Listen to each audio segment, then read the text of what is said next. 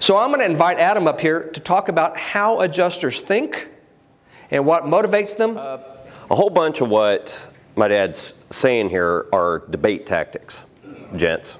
If you're not aware, he's teaching you how to control the conversation, control the situation. I mean, in a very civil way. That's what a lot of what you're telling them boils down to there. So, you know, my expertise is in estimating, and it's all in how you present an estimate and whether or not it's effective or not. You could have the most beautiful estimate in the universe, and if you just throw it at them, well, they just have a pretty piece of paper. It depends on the situation, of course. It depends on who's going to look at it, but most carriers, especially as things ramp up in this great debate between carrier and contractor, right? Carrier and contractor, which I believe will always be there, actually. Unless everyone in the U.S. unionizes. I mean, unless you do that, then there will always be this battleground, right? So, you know, my dad touched on felt, removal felt. Is that always necessary? No, actually. No, because sometimes it does slough off. Like I don't write in New York, I wouldn't write for a line item to remove felt, not unless somebody asked me to. But down here in Texas, West Texas, stuff gets baked on. Be up there scraping with a flathead shovel. It depends on the situation. You know, is it good for maybe you to put it in your protocol to always have that in there, able to backtrack off of it? I believe so. I believe it could be argued with a straight face as legitimate. That they'll, you know, carriers are becoming more and more full of contempt with you guys. Don't punch them in the mouth. I know you're tempted to sometimes. Don't do that. But that's the reports I'm getting. More and more and more contempt, unprofessional contempt being shown to contractors. That may not be happening here in the DFW, but it's definitely happening, say, in Carolinas right now. So,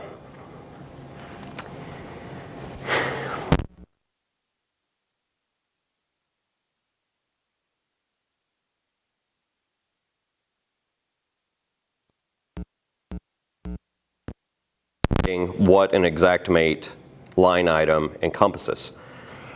You know, you click on the thing and you look at its description. Talked about the felt thing. Well, there's a lot more to a lot of these line items. A lot of these line items will say, well, hey, if this ain't enough, then add this. Like, let's take vinyl siding, for instance, and J-trim.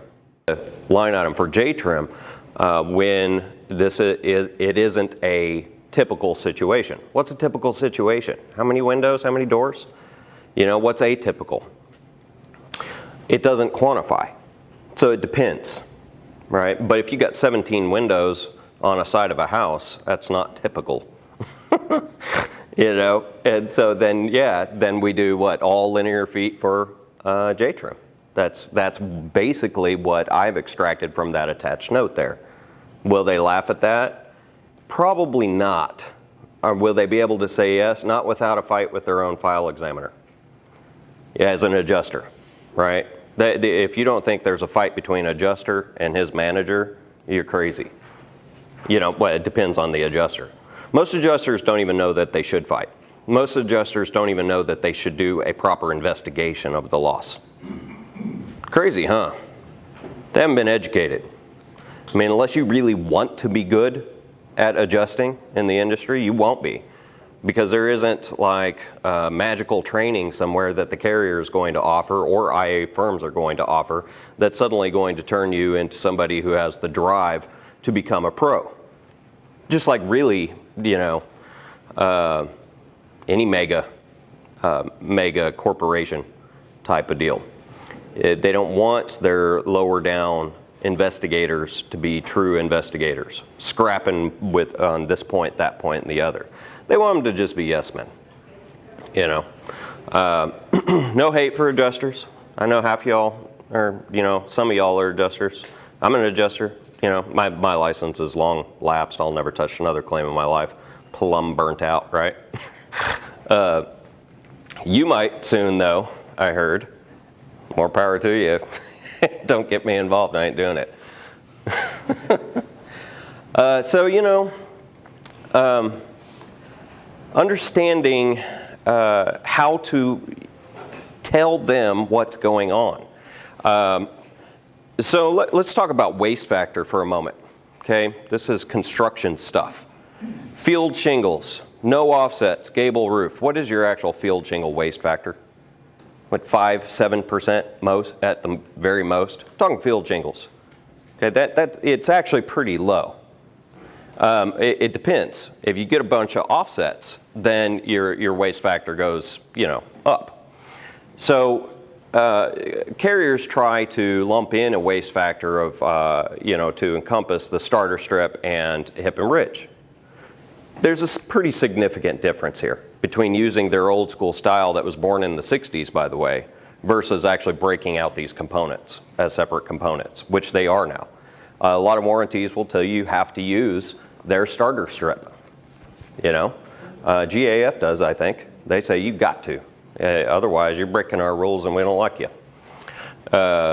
So, you know, breaking out these components and then lowering your waste factor is an accurate way to actually know what you need to order. It's how you guys do it.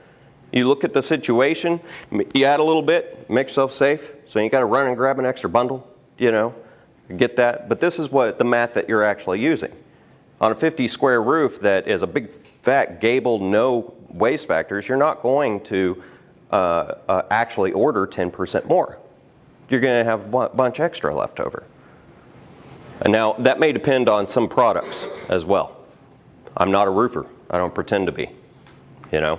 But I listen to you guys, and I respect y'all having to mess with it all the time, and the details that you have to learn. So explaining to them how you arrived at a certain waste factor, which isn't even a waste factor then, you know, in encompassing these components, you're telling them, look, back in the day when there was no starter strip, flip it for your 3-tap, right? They came up with a simple way to encompass all of this. That's what they did. It started in the 60s. But as time has progressed and the products have evolved, this doesn't make sense anymore. Why not separate this out? So that there's, you know, my advice on the argument there. You're not even arguing. You're just telling them how you're doing your math, right? You're telling them what your actual protocol is and how you're going to do this. You're informing them. Take the stance of the expert in construction when you're discussing it with these people. No need to be jerks. You're just in math mode now. You're just solving an equation, right? That's how you explain how this is, you know, and this is an example explaining what is on your estimate. As far as building a good estimate, carriers will do 6 line items for an interior room. I mean, just need biddies, right? Let's get off roofing for a minute. They'll just do these tiny things. But Xactimate is designed to extract detail from someone who did an investigation of the property. It's designed to, if the ceilings are over 14 feet, there's a line item for that. Extra labor because you're having to be on a ladder all the time as a painter, right? Or drywall. Can you do it for the price with 6 line items? No. Well, not in make well, I was a painter. That's actually my trade in construction. I did a little bit of GCing, just a little. I did a whole bunch of help work on a bunch of different trades. Framing, trim carpentry, did some insulation, did some siding, did windows. My little brother, total pro in windows. I'm gonna grab my coffee here. But you know, I'm no expert contractor. I didn't put my entire life into that. It was off and on for 15 years. On actually straight only for about 4 before I became an adjuster. So there's my background.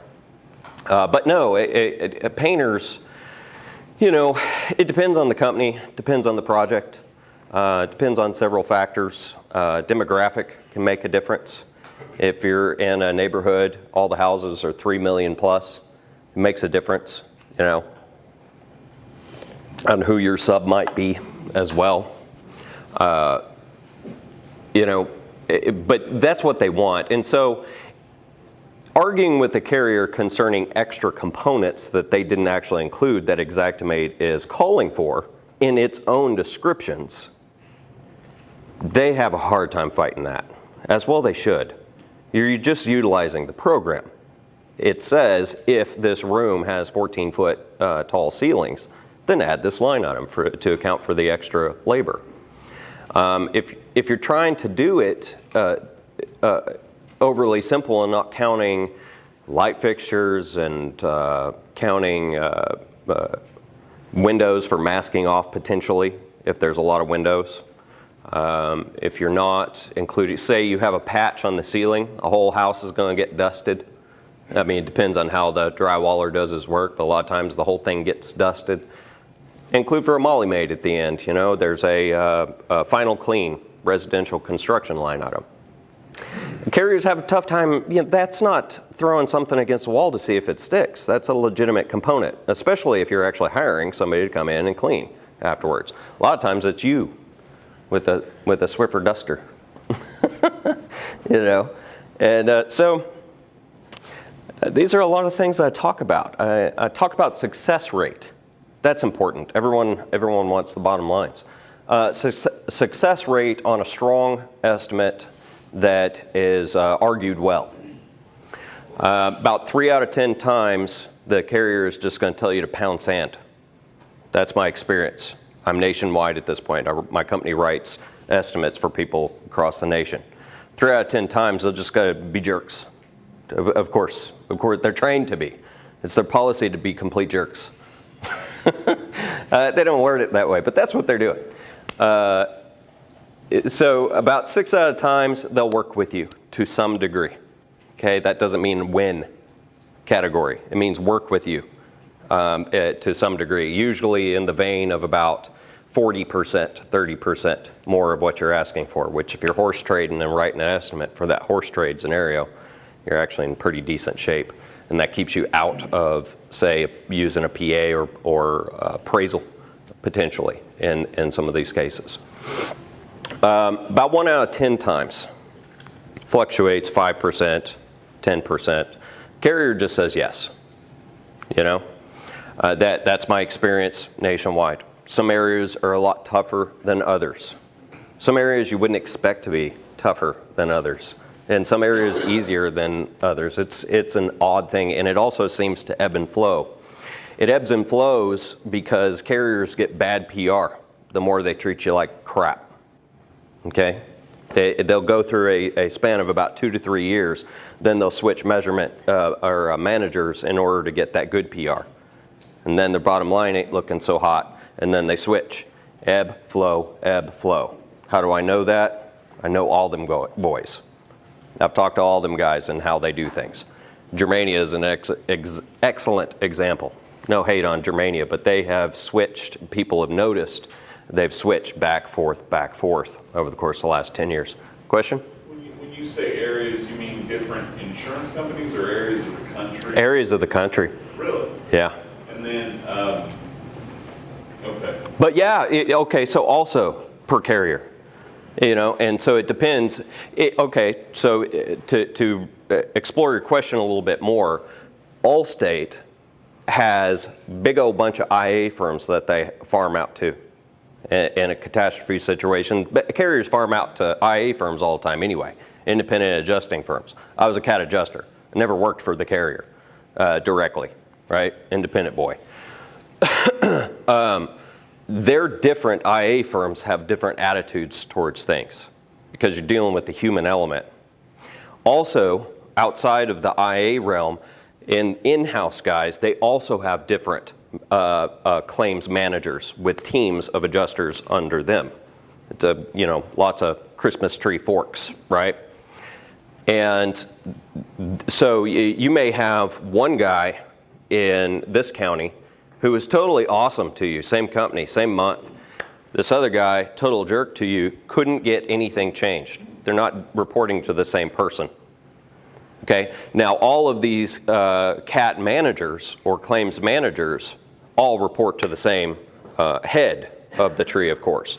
And that head is very disconnected from the public. They make bottom line actuary judgment calls concerning how we're going to do things like skipping drip edge.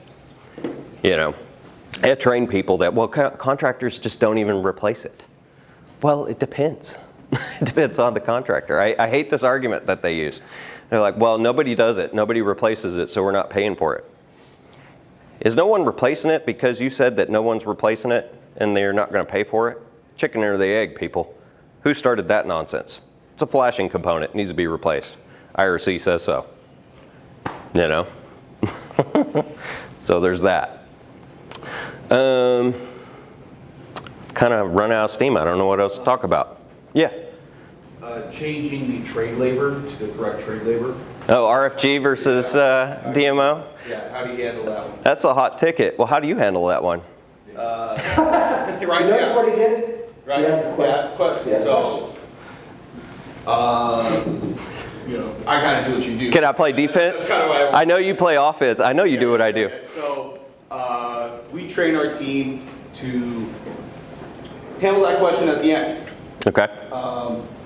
Because then we build supporting documentation as we go through the evidence of why we need it. Yeah. And then Skilled labor versus Yeah, yeah. non-skilled. Right, Okay. yeah, so we go through all the trade items, so we work on scope first. Good. Before we work on all the other stuff, because if you come out of the gate button heads right away all the time, it's harder to get other things approved, right? And so I agree with that. Fight out of the gate beginning, so we go through it down line by line item. But your initial estimate will include it. Yes, Okay. it does. Because ramping up on an estimate. No, you can't do that. Well, It gets hard. you can. Right. Okay. So there's a wild, wild west factor to this entire world Right. that we play in. Okay. On your appraiser end, what Tony Rugas, it's hilarious. I watched him do this thing one time, and I'll get into the DMO versus RFG here in a second because I'm totally on the opposite end. I can respect both sides. But so it's a fun debate to me at this point because there's so much, it's a hot ticket. But Tony Rugas said, I'm a helper, and we're in Houston on an apartment complex appraisal, duking it out. And this guy he was up against was such a complete jerk. I mean, just a total jerk. You know, he didn't have to be, but he just enjoyed being a jerk. You know, he's that kind of dude. And he said, well, you know, my estimate's at this right now, but it's all subject to change. I think I'm going to add some things. The more he was a jerk, the more he would repeat that. So it was a tactic, right? And so that's appraisal land, of course. PA land could go that way too. I mean, it's quite an interesting defense against someone who's trying to bully, say using that tactic, or appeal to ridicule, making fun of somebody. It's quite a tactic to just, okay, this is offensive to you, I'm going to triple it. Anyway, just fun debate, concerning debate. Because, you know, a lot of this boils down to debate, right? Just old school, hashing something out. DMO versus RFG. I don't like it. I don't like it because you're trying to call Xactimate on a technicality. There are better ways to get that estimate up there. Here's my side of it, right? Everybody found out about this, 2 years ago? It started to buzz. Xactimate originally was a fire restoration, water mitigation platform. That's what it was originally designed for. They assumed that you were always going to have a demo guy on site doing your demo portion of the whole thing. You got a big old fire, you don't have your skilled tradesman going in there and gutting it, you know? You got a company handling that crap. Well, it depends on how you structure your company, but the grand majority of the time, for guys that handle that, they just get somebody to handle that, you know? So that's what they were thinking when they came up with the DMO. And then they branched out, and they never changed the code. I'm not saying Xactimate is accurate all the time. I'm not saying Xactimate is fair all the time. It's based on a market value that carriers like. I view Xactimate as a very imperfect tool. Okay? Very imperfect. If you use it every day, if you're a master at it, you know that it's just this tool, and you wish somebody would make something better because it crashes. And it's not user-friendly, and it's not easy to explain to somebody how to export an ESX. It should be like any other program, you know. I call it a piece of crap.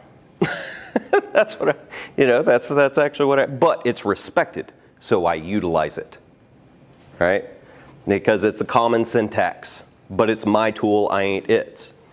So originally when this came out and I noticed something, okay, I wrote a $10,000 little mock estimate, changed all of the RFG to DMO, it went to 14. Like, whoa, what the heck, man? 14, 40%, that's crazy increase. Now it's 12. So they've changed something. When you change the skilled labor, it's even less than what it was 2 years ago when I checked that. I have a copy of that in an email somewhere. Interesting. That's what I noticed. So they got wise. Somebody on the end of programming, they got wise concerning this on their price databases. I need to look that up in order to see if the old price database will produce the same price. Just, you know, technical junk. So I see it as a weak argument because I believe I would win if I was your opponent in appraisal concerning this. Skilled labor or not. What are we talking here? $40 per square to remove shingles versus $65 per square to remove shingles. You got a crew of 6 guys on a 30 square roof. They're going to get it done in an hour.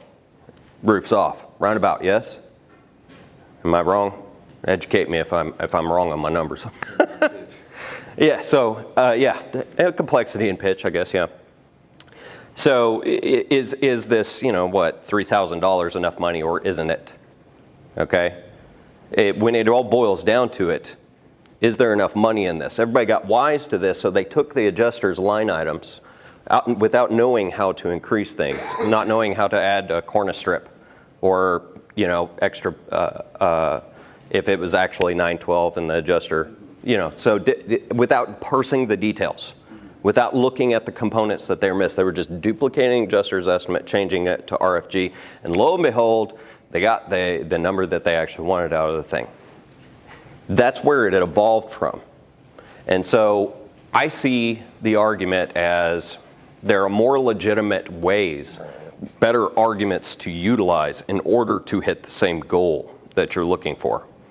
I'm already asking for them to pay for removing felt. I'm already asking them to pay for safety monitoring, because OSHA says. I'm already asking them to pay for a litany of things that they're not even used to looking at that more accurately reflects the contractor world. Okay?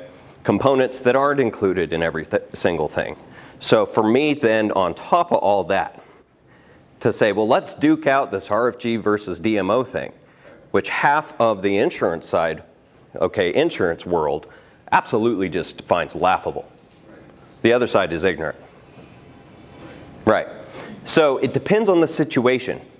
I write estimates and I go through that with every single one of my clients. I talk to them about what that is and I give my recommendation concerning it. And then I say, however, it depends on the situation, depends on who you're fighting, depends on the carrier, depends on your personal style and how, you know, how often you really want your boxing gloves on. You know? Because I use it also to help leverage my fight for the O&P. Right. Kind of use the horse and trade Cool. a little bit with it and going through. Cool. It is by far the toughest fight. There's no tougher fight than RFG versus DMO. Yeah. It's You get somebody who really knows their history, it's like it's hard to fight me on it. Well, because most adjusters don't want to feel incompetent, right? So True. When you're taking someone's ego and pride in a system that they've used for decades, they don't want to feel incompetent. That's right. So I've used it to leverage the O&P fight, because then we go directly into intersecting trades, complexity, as well as supervision, all on the same job site. So if you're not doing this, you must give me something in overhead and profit, and as well as supervisor, I got to do the trades on the same day. Yeah. You know, to make sure the root product, or a different day, because, you know, I got crews that aren't going to sit on the job site, wait a half day for the crew to get done. Yeah. So. Cool. Yeah, I mean, there's different sides of that. I should get your number. We should debate this out at some point. Oh, yeah. I mean, record the thing and full flesh it out. Who's going to win? Well, yeah. I mean, the other side, you know, so you say boxing gloves, right? And you better, if you don't rehearse it, if you don't practice it, like what Steve said, first time out of the gate, you're going to get crap. I kid you not. It is like anything else, isn't it? And, you know, I've been fighting it. My team didn't want me to do it. I told them we're working this out. We're fighting it. It took about 4 or 5 months before we started seeing wins. Yeah. And, you know, and you learn how to use That was grueling. Good 4 or 5 months of perfecting that. No criticism intended, but that's it. Good. It sharpened you. Yes. You learned where your weaknesses were.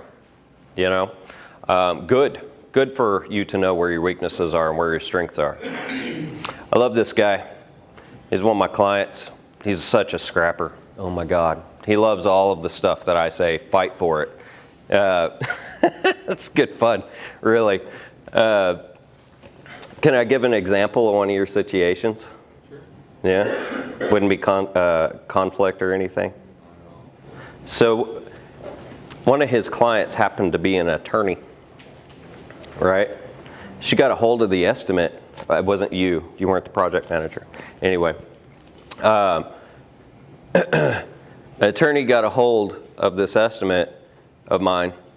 I think actually I wrote it too, just because we were beginning with one another. And it's a 25 square roof, okay? Well, it wasn't even a lot of complexity, but she read it and then she researched it.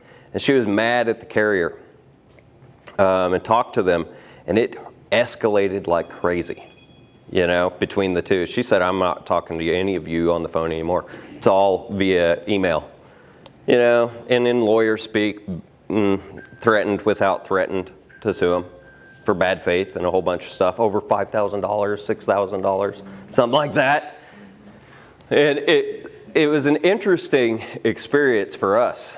Interesting experience for me to hear about this situation, because, like, you know, the power of the client carrier just paid it all.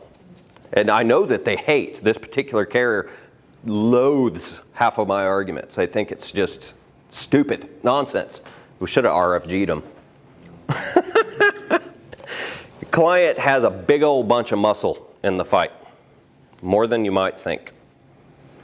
Educate them. They're your secret weapon. It depends on the client, of course. Okay? Geez, you got an attorney, have them dig into the info. If they keep asking you, educate them. They'll go fight for you, you know? They want a fair shake. They want money. Everybody wants money, right? So it was the absolute perfect situation to encompass my argument, not argument, but my advice to really educate your client in the situation where you feel like they may be a scrapper and want you to get a fair shake concerning scope, you know, talking scope here, or overhead and profit. She had some words for him on that. I mean, you know, she legal speaked them and told them pound sand on all their nonsense. They have more authority in the fight than you do. Your purview of authority is very limited to construction protocol, okay? Construction expertise, construction estimate. This is your estimate, okay? This isn't to combat the carrier on pricing, but here is the full scope, and I've used your program to do the full scope of how I'm going to approach this job. That's your estimate. But yeah, if your client wants in on the fight, it always depends. A lot of men on the fight. They can tell them that, hey, this is covered. They could say that, okay? They can say, show me in my policy. They can say that all day long. They can say, listen to my roofer now. Return his calls. You're being unprofessional. You know, you don't want to stress them out. You want to be the guy that takes care of them. You want the good referrals. I get all that. When you feel like they may be a scrapper, get them in the fight. It's my advice, especially in a situation like that.